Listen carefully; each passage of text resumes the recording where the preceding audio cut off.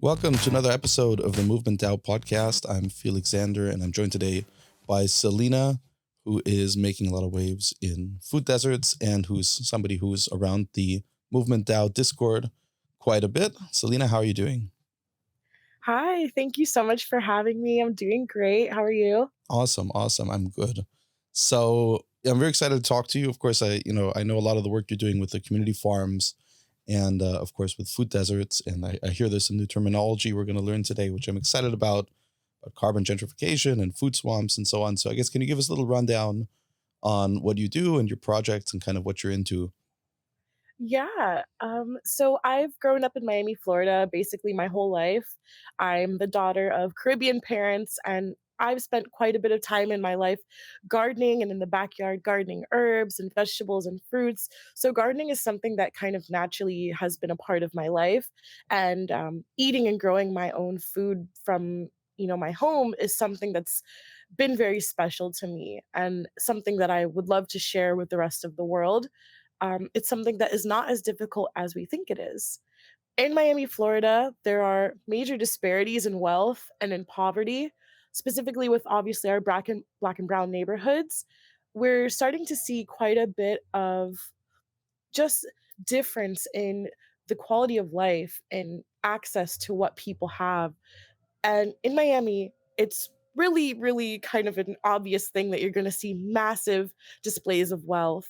But I think a lot of people don't realize that there's also a side to Miami where many of the locals are starting to suffer, become impoverished and displaced. And this is kind of a direct effect of a lot of the movement that we saw from people coming down here during the pandemic and just kind of a boom in business and people wanting to escape different tax laws and different COVID restrictions. So, a part of what I do, I volunteer with a nonprofit organization here in Miami called the Green Haven Project. They are a community garden in the heart of one of our historic Black neighborhoods here called Overtown. They aim to encourage residents to educate themselves on how to grow their own food. We also plant on 2 acres in an urban farm, food for the community to grow. Anyone can come learn, anyone can come harvest. It is free. We don't charge anyone anything. We don't use any herbicides, any pesticides. We also have an on site pantry with non perishable items and clothing. So we aim to just become a resource for the community in any type of way that we can. But essentially, what we're doing is gardening.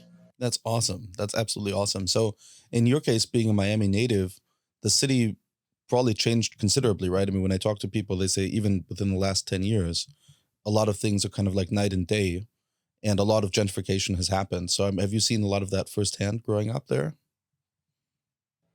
I would say yes. I've seen quite a bit of gentrification happen. We're seeing areas that were once really cheap, amazing warehouses for artists and art minded people, places that they would rent out for super cheap. Areas like Wynwood, areas like the Design District were once just places where people could were mostly like factories or places where lower income or working class families were living. And they've all been pushed out to make way for a lot of this development that we're seeing, high rises, luxury stores.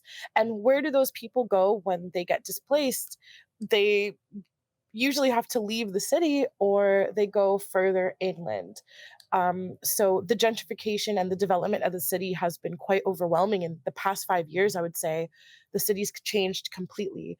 I mean, just the other day, I live in an area called Alapata, which is just outside of Wynwood. This is known for being a working class Hispanic neighborhood. Many Puerto Rican, many Dominican families lived here. And just the other day, about a whole entire section of my block got bought out by a big developer here in Miami. And I believe they're looking to build high rises there. So the development is now kind of coming closer and closer, and it's becoming more inevitable.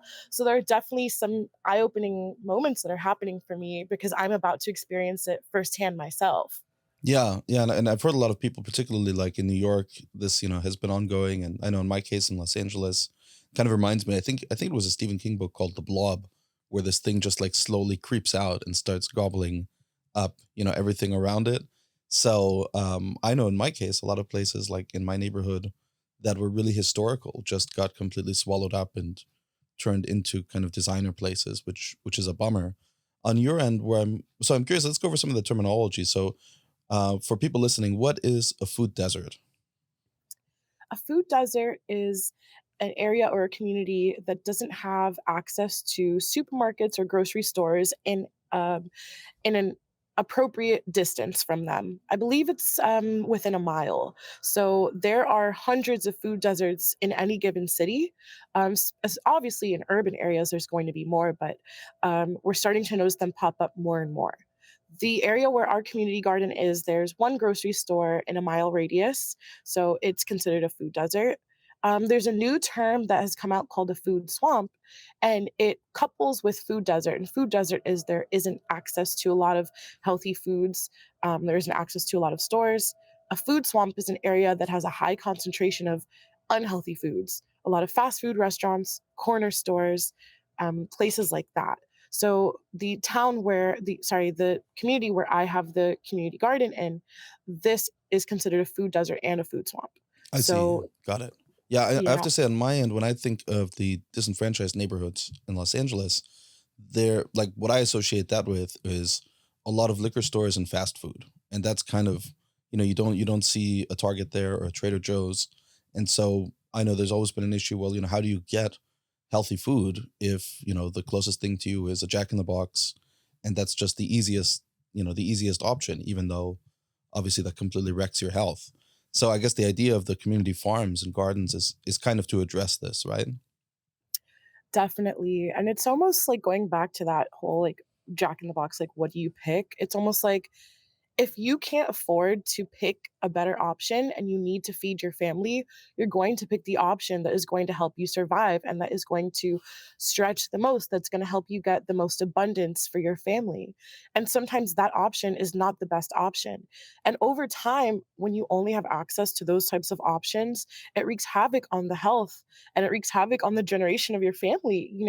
A lot of diseases that didn't exist um, are starting to, exist more predominantly in these types of neighborhoods.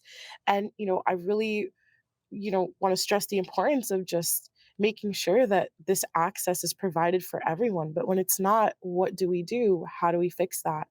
And I think community gardens are a massive answer for that because we just want to educate residents on how to make a better choice. It might not be the easiest choice, it might not be the least expensive choice, but it is the better choice. Yeah, and I think that's such an important point. And this is one thing in the activism that I tend to push back on sometimes when people say, "Well, just pay more and shop at Whole Foods because that's the more environmentally conscious decision." And I think, you know what, like people who don't have money like can't afford to shop at Whole Foods. So it's not really a fair like it's a fair thing to tell people who are wealthy or upper middle class. But when you're dealing with people where, they're counting the dollars, it's like how do you address this? And it can't be do the right thing and spend more money because that's exactly the issue. It's a lack of funds. So in your case, how have the residents responded? I mean, obviously, I'm sure you know a lot of the residents quite well. I don't know if you were there initially when the garden started, but are people open to this right away, or it's something that has to grow on them? No pun intended. So that is such a beautiful question. I became involved volunteering with the garden about a year after their inception. I want to say a year to a year and a half after their inception. I was always looking for ways to expand my knowledge on gardening and expand my love of gardening. And after 2020, after the George Floyd protest happened, and everyone was kind of outraged and taking to the streets and protesting and Hmm. trying to figure out what they could do, I felt like this was kind of my way of being able to do something for my people and do something that was going to have a lasting impact in a different type of way. And I really thought that gardening and reintroducing people to nature would be sort of a beautiful kind of healing thing in this really, really messed up time. I would say that in the Black and Brown community, we are not as receptive to nature as maybe our white communities are. The reason being is that, Black people were not allowed into national parks, for a while. Right. Segregation didn't end that long ago. So, and, even then, we were still forced to go to beaches that were Blacks only beaches and stuff Hmm. like that. So I think that there has been a disconnect in the access to nature that Black and Brown communities have had, which almost leads to this kind of turnoff to getting your hands in the dirt and going out in nature. Right. So at first, I would say a lot of the residents were like, obviously, it's very beautiful. It's this amazing thing, but it definitely took a bit of just getting them comfortable with getting their hands dirty, pulling something out, not seeing that as like a dirty vegetable, as something that this is beautiful, this is clean, this is from the earth. You saw this as a seed, you know, it doesn't have any pesticides. This is not from the store that was packaged. This is something that you planted, you grew, and you're pulling out. What's more beautiful than that? This Right. is as beautiful and amazing and healthy and organic as it gets. The kids were the most interesting little humans to see the changes in. They were so grossed out by the vegetables and by the Right. dirt and by eating vegetables and by drinking green juice and by doing all of that at first. But after a while, when you start to see something that you took care of. It's almost like a it's almost like a primitive Tamagotchi pet. It's like, Right. you know, you used to have your little Tamagotchi and take care of it, and even though it was It's just like this the little original digital keychain, you Tamagotchi. still cared about it. I wanna say that, like, the seeds and the plants are like their Tamagotchi pets. They care about them because it's something that they had to take care of and they saw grow, and they didn't wanna see it die or go ill, so there's a care associated with something when it's yours, when you saw it birthed, much like having children. But over Right. time, they became super comfortable with picking leaves off of trees and eating them, and picking the kale from the ground and eating it right off the plant, with trying green juice and seeing how delicious it was. And there's just a full circle effect that goes along with being in nature. It's super healing. There's been so many studies on how healing nature is for depression and for anxiety and for all these different type of ailments, specifically ailments that these types of communities are suffering from all the displacement and violence and things that they've had to go through. So over time, you just kind of see what this does to people. It softens them. It allows them to feel safe. It allows them to have at least one place that they can go to. Specifically for the kids, there's one place they can go to where they know that they can climb a tree, they can eat fruits, they can have fun, they can run around, they can get dirty, and it's okay. For like just this is that one place for them, you know? Yeah. Yeah, and I think that's exactly where my next question was going because I mean there's the obvious purpose of this community garden which is, to provide food, right? To farm and get squash or lettuce or whatever. Then, I think the bigger picture really is you're providing kind of a safe space for a community, right? And you're also providing a space for a community to get access, for instance, to healthcare or other. It's a place where everybody can also meet and congregate. Has it kind of turned into that, or is that how the day to day goes, or It's how? definitely turned into that. Definitely. The garden is not only a space where people can come literally garden and harvest food, but a ton of other organizations come into the garden and they help us with the volunteering. We have an amazing organization called Food Rescues. They basically rescue food from different grocery stores like Trader Joe's, or different restaurants that have an abundance of food that is not bad, but they can't keep. There's really weird laws on how you need to discard food. It's actually really sad how much food gets wasted, Mm, but this organization saves and rescues a lot of food. They bring it to the garden, and sometimes we'll go door to door to the different, apartments, and we'll let everyone know what we have, and we'll have the families come down and literally do, like, a free grocery run. We host free farmers markets there with a lot of these groceries, so, it's been really cool for that. We, we also have people that come in and do a lot of educational resources for houseless individuals as well. We provide Narcan. We have a ton of things in our pantry, hygiene items. It's just meant to be a place for the community to come get any type of care that they need. And recently, an amazing doctor here in Miami, his handle is Dr. Do It All 305. He opened a free urgent care center, that's and I'd amazing. really love to get involved with him because they are breaking a really amazing mold on the disparities that there are when it comes to healthcare, which is something that is another massive issue, as we all know, in this country. Mhm. And so I really just salute what he's been doing. So, um, That's incredible. Absolutely incredible. So I think the part of it is also when you're talking about these services like government services or the food rescue or even healthcare, it's almost like how do you present those services with dignity, right? And when you think of government offices, they tend to be just like these bland assembly line kind of structures.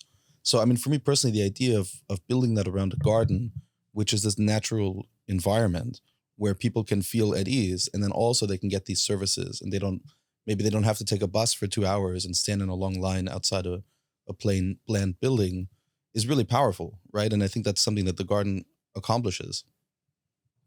Definitely. That, particular organization also is going to probably come out to our garden very soon and do community health checks for everyone, and then offer them follow-ups if needed. So that is something that's gonna be really cool because folks could come to the garden on that particular day that health team will be there, get a free health check, come get some vegetables, come get some groceries, and then if they need any follow-ups, that team will follow up with them. That's They amazing. are also starting an alternative to dialing 911 for a nonviolent risk. I think we've been seeing in a few cities that this is also something that's been great, having an alternative hotline to if there's not a dire risk for someone who's having a mental health emergency or something like that. This particular doctor that I'm speaking about is also trying to do something like that here in Miami and in South Florida. So there are so many amazing resources that are starting to connect together that are really going to help with all the effects of what we're seeing from this displacement and from what what these communities have had to go through. So I believe that there really are answers to a lot of these issues that we see in the world. Yeah, excellent. And so right now is there one community garden? I think you're usually at one location, or are there several, and kind of what does the future look like for this specific project? Yeah, right now I am at there's 2 actually. So we just broke ground on a second one. So the main one is in Overtown. The other one that we broke ground on is in Brownsville. That's another historic Black neighborhood that is amazing, very rich history here in Miami, and it's on an acre next to the home of this incredible woman called Enid Pinkney. She is in her 90s, and she is responsible for protecting Black history in Miami. She's an incredible woman, and she's donated an acre of land to us to break ground on. That's So awesome. that garden will be similar to the one that we have in Overtown, a fruit forest, a vegetable forest, and it's in the heart of this neighborhood, so it's really, really cool. So there's 2 gardens, and there are plans for a third one, but in the grand scheme of things, my dream would be to expand this across the country, across the state. Right, of So course. I mean, I think that's the way to go, right? So I'm trying to get a picture of the day to day. And is it like is a garden always staffed by volunteers, or it's open anytime people want to come and go? Or how does the access look between the neighborhood and the garden? yeah, that's a great question. So the garden is open on a set schedule. That schedule gets posted onto the Instagram, and volunteers can come in as they please, free. It's pretty open, and help with whatever the duties might be for that day. But there's 3 founders of the garden. They're amazing. Their names are David, Jorge, and Legacy, and each of them is there on a given day. So basically, there's a set schedule. Yeah, it's obviously can be quite time consuming to do Right. that type of manual labor with not too many hands, but luckily I think we've been pretty lucky with getting quite a few volunteers in with the exposure that the garden's been getting over the past couple of months and over the years. So It's amazing. And obviously in your case, I know you're excited about NourishDAO, which I want to talk about, which is kind of a Web3 packaging of a lot of these ideas. Do you want to talk a little bit about what your future plans are with that, what you're excited about, and so on? I'd love to. I have such an interesting relationship to Web3 and to DAOs and to crypto. It's not something that I understand as much as a lot of my amazing friends in the movement DAO, It's okay. but The it's the secret is nobody understands it. Just some pretend they understand it, but no, none of that's us know what what I've we're been talking about. learning. That's true. That's 100% true. That's what I've been learning, and Yes. and and learning that we all really don't know anything, but we know enough has really made me feel so comfortable and kind of engaging in this. I I believe that there are so many beautiful aspects to that, the Web3 world.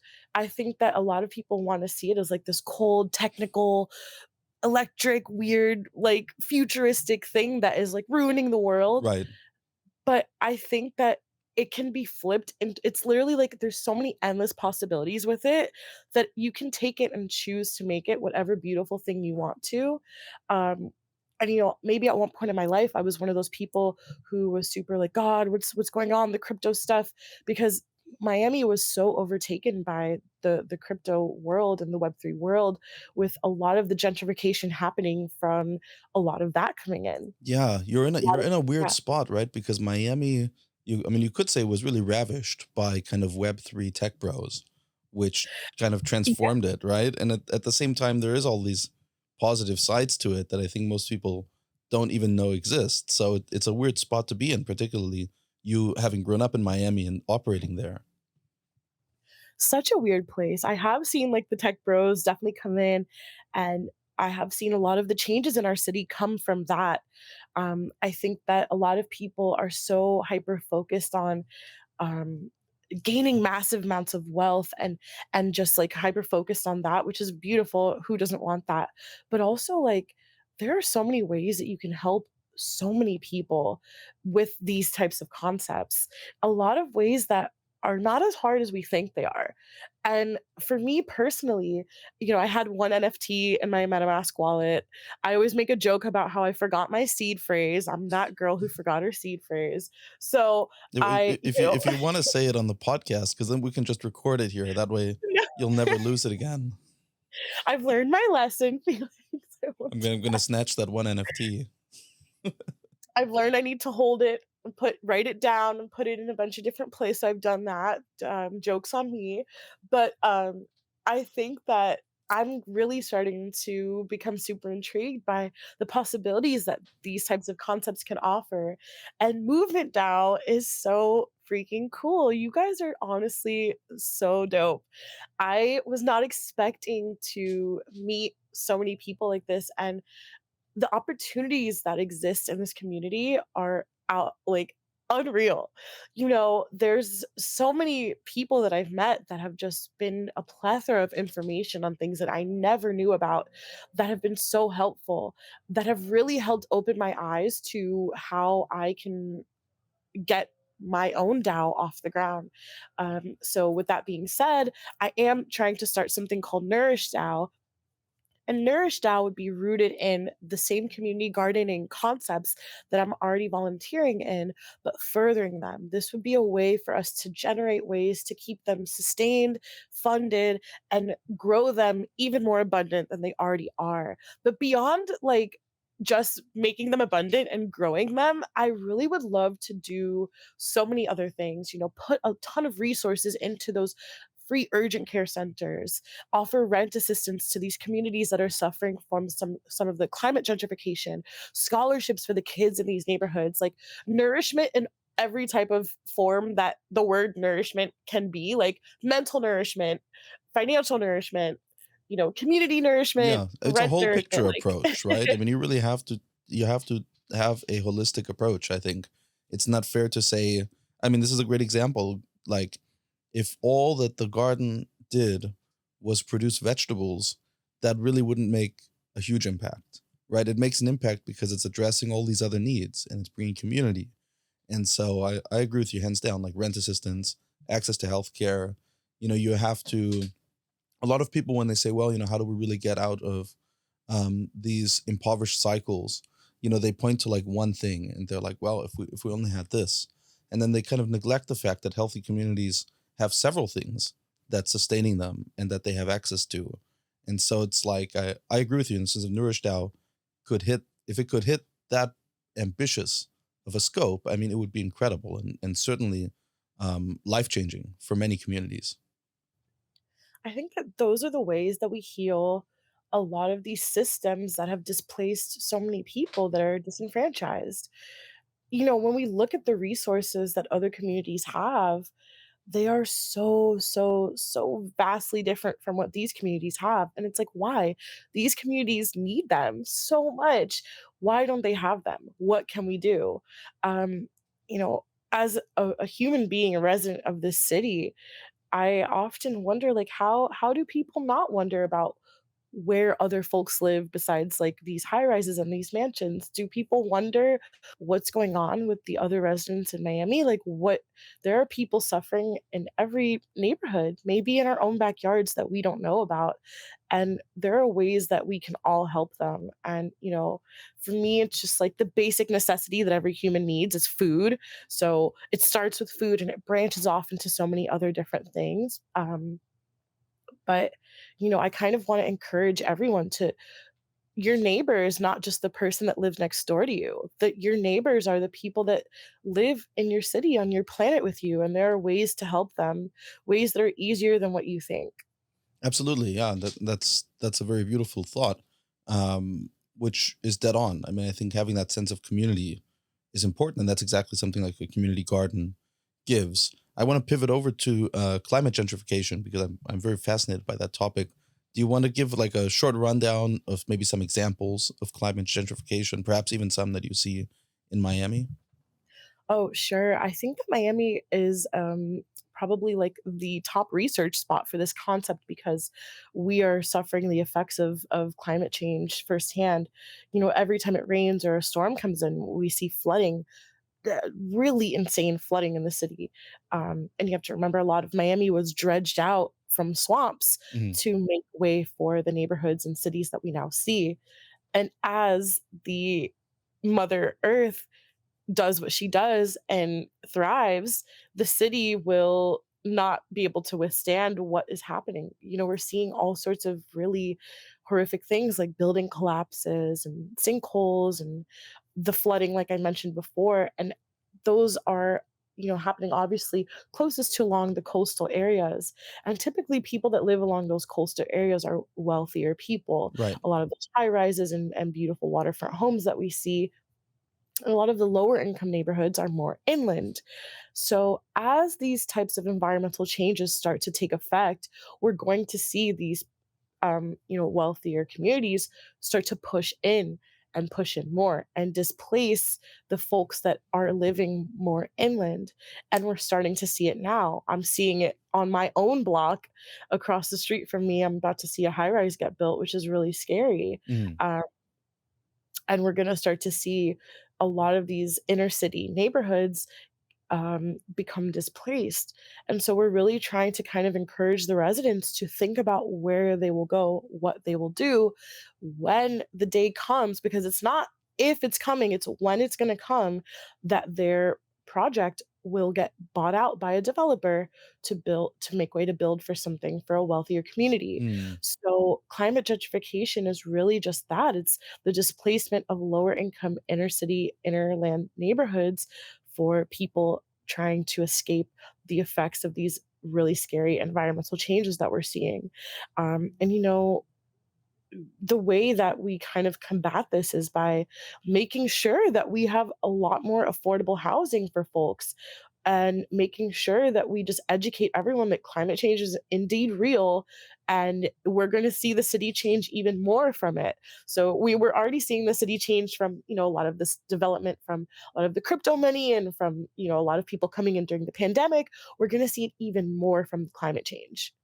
Right. Yeah, and I think that's exactly the tricky part, as you said, is dealing with people who just don't want to acknowledge it, right? I think everybody can probably, and it's actually very interesting for me because I would imagine people in Florida, regardless of whether they want to acknowledge it or not, are probably experiencing very clear effects of climate change, right? From what I read, the storms have gotten worse and the flooding's gotten worse and so on. So there's certainly a pressing need to take that seriously. I also think, though, for those inner city communities, what do you tell somebody that doesn't have means? I mean, if you say, hey, you have to prepare for when this happens, if they don't have any capital to move, or what kind of affairs are there really to put in order? And I think that's why there is such a dire need to address this, because those populations are really just getting pushed around. Like they don't seem agentic in the process at all. Yeah, that's the question. It's like, where do you go? Where do you go when everything is working against you? Um, You you that's a you go to question. NourishDAO and Celina. right? That's where Yes, you come to Nourish DAO and you come to me, and we need a you one know, eight hundred number. imagine like a Nourish DAO neighborhood where everyone has free rent. That would be amazing, and there's a big garden in the middle, and everyone can have food. That would be an absolute dream come Yeah, true. yeah, matching sweatpants. We all drink Kool-Aid. I think I've heard this story before. But I would say, I mean, really the exciting thing about Web3 is this Web3 is not, early activism was a lot about capital is bad. If you're in it for money, you must be a scumbag kind of thing. In Web3, and I guess it's an experiment now to see how this all plays out. But certainly the argument is you can still make money and you can do a lot of good in society, and that there's models that can do both. And so, where Web3 comes in with like NFT minting and whatever is to say, look, here's a community garden. It's doing great. It's providing a lot of profit. When you think of like all of the trips to the hospital that get saved when you get a community eating healthy, that is a profit. It's not dollars, but think of how much money you save. So Web3 really tries to monetize that. And I think that's where something like NourishDAO is so exciting too, because when you're making community gardens, you are putting really positive, like money saving situations into the world. And it's not like, that this is a charity and that food just feeds people and that's the end of it. You're really improving a society. And when you're improving a society or a neighborhood, then those people probably can spend more time to study or get better jobs or, eat healthier, not have to go to hospitals so much. And all of this kind of cascading effects happen. So I think that's the exciting thing for something like NourishDAO is that you can provide a platform where that happens, and hopefully that can click in people that this isn't just, I donate, the money goes to somebody, end of story. There's this cycle here and it's actually improving something over a long term.